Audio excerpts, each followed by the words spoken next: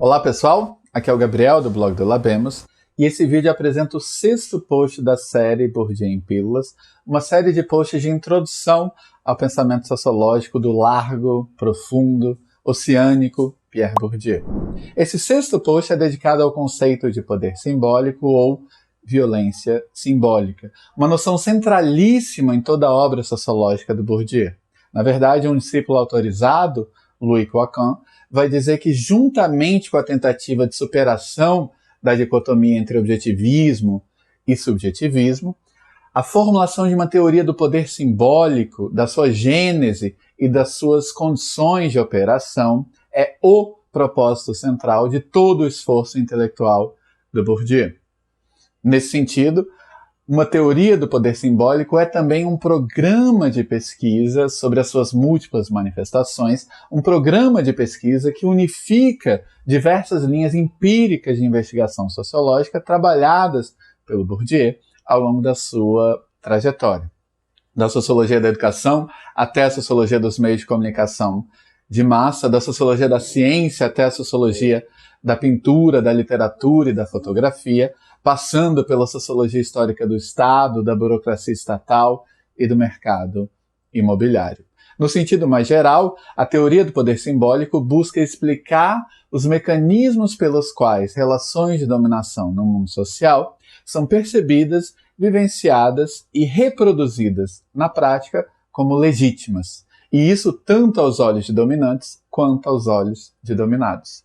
Eu venho apresentando a perspectiva do Bourdieu sobre o mundo social como agonística e conflitual.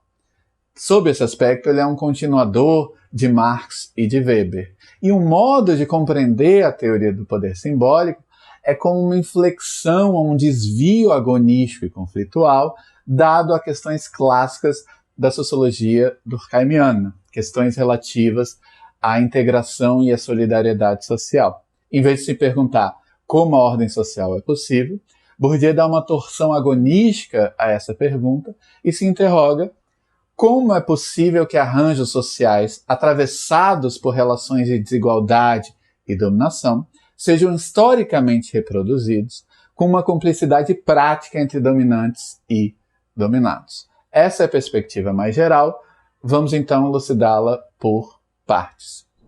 Bourdieu começa com uma teoria de sistemas simbólicos em geral, sistemas simbólicos como a linguagem, a arte, o mito, a religião, a ciência e assim por diante. Como de costume, a sua perspectiva sobre sistemas simbólicos é formulada como uma síntese crítica de abordagens diversas e frequentemente conflitantes. A primeira síntese que ele realiza é aquela entre o que ele chama de internalismo e externalismo na análise de produções simbólicas. Os termos são até certo ponto autoexplicativos. O internalismo na análise de produções simbólicas diz respeito a qualquer abordagem que considera possível elucidar o significado dessas produções sem fazer referência a fatores que lhes sejam externos. Por exemplo, na análise de textos literários, como romances ou poemas, o internalismo vai supor que esses textos portam em si o seu significado e a sua inteligibilidade, e nesse sentido a elucidação do texto prescinde da referência a fatores como a biografia da artista, os seus dilemas psíquicos íntimos, as influências culturais que pesavam sobre a sua época histórica, a sua posição de classe, os condicionamentos ideológicos associados a essa posição, e assim por diante. O externalismo, por outro lado, vai considerar que uma análise desses fatores externos é essencial à elucidação do significado e da inteligibilidade das produções simbólicas, ainda que essas influências exteriores nem sempre sejam tão facilmente perceptíveis. Muitas vezes as análises externalistas trabalham, então, com algum método de decodificação de influências que podem ser mais ou menos ocultas ou escondidas, trabalham com aquilo que o Paul Ricoeur chamou de uma hermenêutica da suspeita. Hermenêutica, nesse caso, é simplesmente uma estratégia ou modo de interpretação. Mas, além disso, vai dizer o Bourdieu, As abordagens mais influentes do externalismo nas ciências humanas tendem a mostrar os vínculos entre produções simbólicas, como as da arte e da religião, e relações de poder. Esse é o caso, por exemplo, da sociologia marxista da arte e da literatura, e é o caso, em outro registro, da genealogia do poder de Foucault. Então, assim como uma socióloga marxista pode mostrar, por exemplo, os condicionamentos ideológicos de classe que pesaram na própria forma de um determinado romance, uma figura como Foucault pode mostrar como certos tipos de saber característicos da modernidade, como da criminologia ou da psiquiatria, se entrelaçavam a certos regimes de poder também característicos dessas formações históricas, como que o Foucault chamou de poder disciplinar em Vigiar e Punir.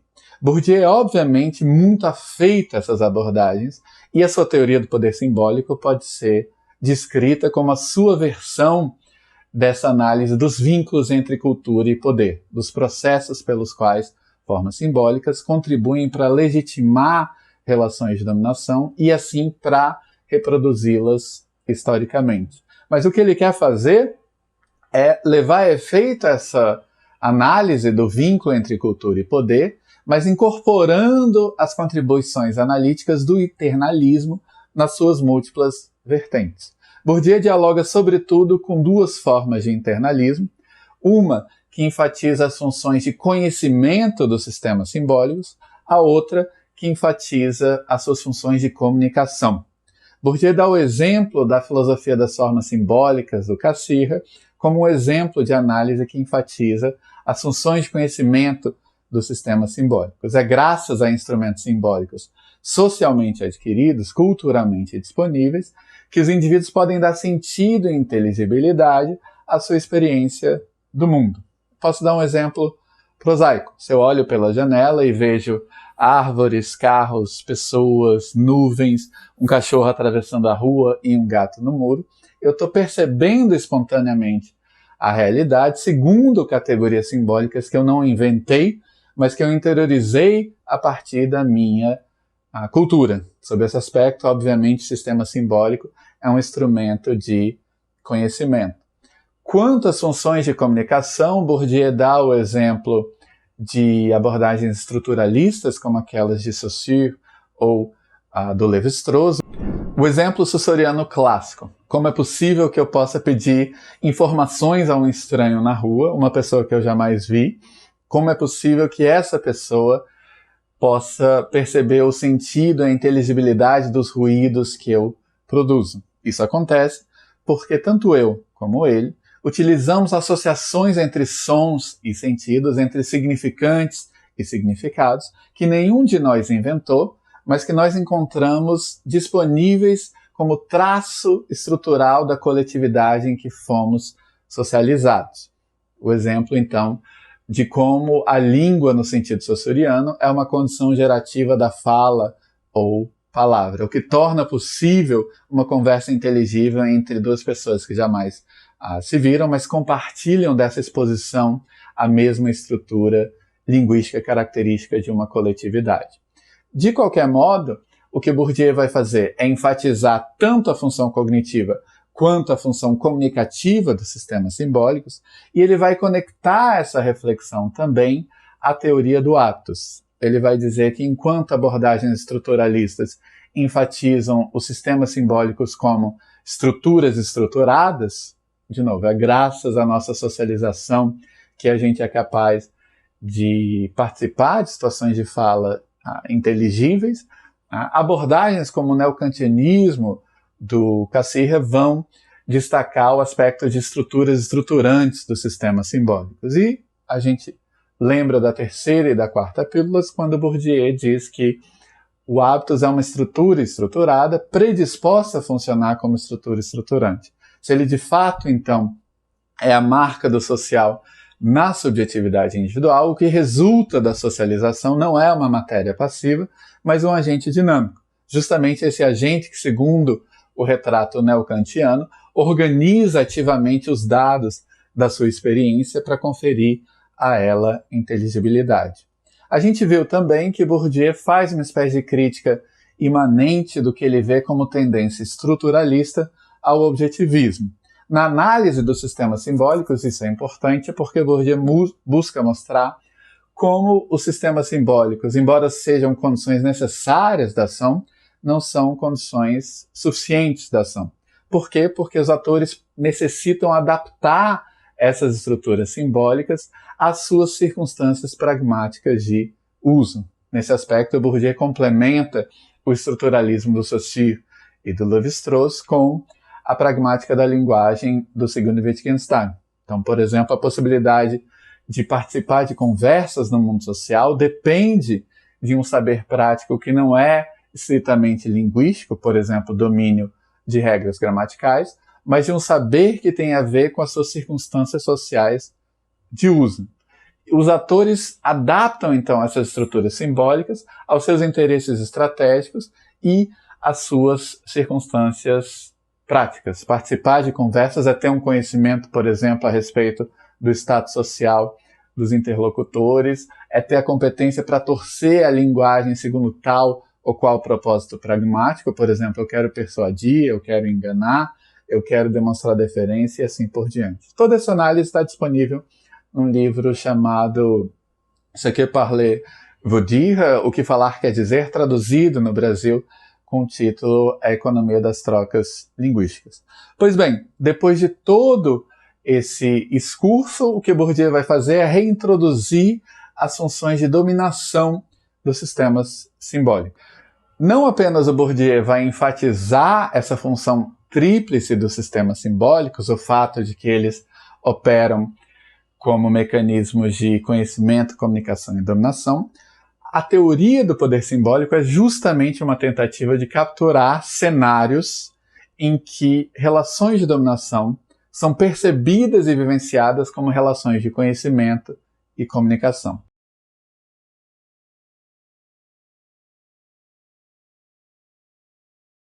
Olá, parei por um dia, mas estou de volta. O principal mecanismo por meio do qual relações de dominação são percebidas e vivenciadas como relações de conhecimento e comunicação é o mecanismo da naturalização ideológica. O que é interessante é que, nesse ponto, Bourdieu como que reformula a teoria marxiana da ideologia com instrumentos do último Durkheim, da fase do trabalho do Durkheim, que foi chamada por alguns como um kantianismo sociológico. Qual que é a ideia central? Ele toma essa ideia do último Durkheim, segundo a qual os indivíduos percebem o mundo social em que estão imersos, a partir da interiorização das estruturas desse mundo na forma de esquemas de percepção ou estruturas mentais, e ele dá a esse insight durkheimiano uma inflexão agonística e conflitual. Ele vai dizer que esse é o principal mecanismo por meio do qual assimetrias de poder e relações de dominação são naturalizadas, à medida em que os indivíduos percebem o mundo, segundo estruturas mentais, que são a interiorização das estruturas sociais desse mesmo mundo. Essas estruturas sociais objetivas em que eles estão imersos não são percebidas como arbitrárias, históricas, contingentes ou transformáveis, elas são percebidas como a ordem natural e autoevidente das coisas. Esse é o mecanismo central. Numa parte do post, eu vou discutir em maiores detalhes como Weber entra ainda nessa síntese entre Marx e Durkheim, formulada pelo Bourdieu. O essencial nessa altura do campeonato é levar em consideração o fato de que, na medida em que a percepção de relações de dominação como relações de conhecimento e comunicação dissimula o fato de que relações de dominação são relações de força, o Bourdieu vai definir o poder simbólico como uma forma de violência não percebida como tal. Uma forma de violência que se exerce sobre um agente com a sua colaboração, na maior parte dos casos, tácita e implícita, portanto uma violência simbólica. O adjetivo simbólica aqui é tudo menos sinônimo de ineficaz, desprezível e assim por diante. Muito pelo contrário, esse é o mecanismo central pelo qual relações de dominação e desigualdades distributivas são historicamente reproduzidas no mundo social. Eis o motivo pelo qual Bourdieu define a violência simbólica como suave, inerte e invisível, na medida em que é uma relação de violência vivida como se fosse uma relação de conhecimento, de reconhecimento, de autoridade, de prestígio e de comunicação. Em suma, uma relação de força vivida como relação de sentido. Pois bem, em uma parte do post, eu tento mostrar como a teoria burgesiana do poder simbólico é uma síntese criativa de influências da sociologia clássica. Por um lado, a teoria marxiana da ideologia, que é uma teoria a respeito de como formas simbólicas contribuem para a legitimação e para a reprodução histórica de assimetrias de poder. Obviamente, o foco central do Marx são as relações de classe. Eu mostro ainda a influência do kantianismo sociológico do Durkheim, essa ideia de que os agentes percebem o mundo segundo estruturas mentais, que são a interiorização das estruturas sociais no seio das quais eles foram socializados. Mas, finalmente, eu poderia lançar Weber nessa discussão. A Bourdieu vai dizer em algum momento que poder simbólico é outro nome para legitimidade. Então, o central aqui é pensar na velha questão weberiana sobre o que torna uma dominação algo perceptível como legítimo. A influência weberiana não para por aí. Na verdade, em um texto sobre a sociologia das religiões do Weber, o Bourdieu vai dizer que essa sociologia das religiões ofereceu a ele uma inspiração primordial para desenvolver a teoria dos campos e uma economia geral das práticas. Teria sido com Weber que Bourdieu aprendeu que, assim como bens materiais, bens ideais ou ideacionais, como o carisma religioso ou a consagração artística, também são valorizados, escassos e, por isso, objetos de disputa no mundo social. Falar na ênfase weberiana, na pluralidade do que ele chamou ordens de vida, uma ênfase que prefigura o assento que o Bourdieu oferece sobre a sociedade moderna, como uma espécie de mosaico de campos relativamente autônomos entre si. Enfim, eu discuto mais isso no texto. Depois passa uma discussão sobre o campo como mediação relativamente autônoma entre o que marxistas chamaram de base e superestrutura. Um dos principais propósitos da noção de campo na sociologia burguesiana de produções culturais é escapar ao que ele vê como dois defeitos. Por um lado, o transcendentalismo internalista dessas abordagens que se negam a reconhecer quaisquer condicionantes sociais e históricos sobre as produções culturais. Isso aparece, por exemplo, no mito do criador completamente livre de influências societárias, contra o qual Bourdieu tanto assim surgiu. Mas Bourdieu também quer escapar ao que vê como reducionismo externalista de certas abordagens marxistas da cultura, que tratariam somente dos condicionamentos de classe e esqueceriam que as produções culturais também são profundamente influenciadas pelos campos relativamente autônomos em que elas se dão e pelas posições que seus criadores ocupam nesse campo. Então, influências de classe não são negadas pelo Bourdieu quando ele trata de produções culturais, por exemplo, da arte e da filosofia, mas ele observa o campo como exercendo uma mediação, um efeito de refração sobre essas influências ideológicas de classe. A gente poderia falar de outras influências que perpassam o espaço social inteiro, como gênero, raça, etnicidade e assim por diante. Mas, de qualquer maneira, eu cito no texto o livro do Bourdieu, A Ontologia Política, do Martin Heidegger, como um estudo de caso desse efeito de refração. Bourdieu vai se centrar no debate clássico a respeito de qual seria a relação entre o engajamento político pró-nazista do Heidegger nos anos de 1930 e a sua filosofia de cunho acadêmico, e vai se insurgir, digamos, tanto contra aqueles que negam qualquer relação entre a dimensão político-ideológica e a dimensão propriamente filosófica da obra do Heidegger, quanto contra aqueles que vão explicar, digamos, os influxos fascistas na filosofia do Heidegger em termos de alguma espécie de reducionismo de classe, digamos, Heidegger representando aquela aristocracia espiritual dos mandarins alemães. E o que Bourdieu vai tentar demonstrar é que, sim, por um lado, Heidegger compartilhava certos pressupostos político-ideológicos com figuras da chamada Revolução Conservadora, fascistas ou proto-fascistas, como Spengler e Junger, mas o que ele fez teria sido traduzir esses motivos político-ideológicos em uma linguagem em termos de referências a partir de discussões autorais reconhecidas como legítimas no campo próprio da filosofia. Por isso a ideia de uma ontologia que é política, mas uma ontologia que é sublimada segundo os mecanismos de refração do campo filosófico e por isso tomada como aceitável no interior do campo filosófico como esse espaço relativamente autônomo. De qualquer maneira, concluindo, poder simbólico é visto pelo Bourdieu como arbitrariedade legitimada, sobretudo quando essa arbitrariedade se refere à desigualdade na distribuição de recursos e a relações de dominação. Na medida em que o poder simbólico não é uma forma específica de poder, mas é a forma que todo poder assume quando reconhecido como legítimo, a Bourdieu tem aí uma sociologia de alcance geral e multidimensional. E um poder reconhecido como legítimo, segundo Bourdieu, é um poder desconhecido como arbitrário. Daí a ideia de um falso reconhecimento ou de um falso conhecimento implicada na noção de méconnaissance, a misrecognition em inglês, essa conjugação ambígua de reconhecimento e desconhecimento que é característica da perspectiva bourdieusiana sobre o poder simbólico. Essa perspectiva o coloca em uma certa linhagem da teoria crítica, no sentido amplo da expressão, obviamente para além da chamada Escola de Frankfurt, e é sobre essa ideia de crítico, é sobre o que é crítico na sociologia crítica do Bourdieu, que eu vou falar na minha próxima pílula. É isso, até mais.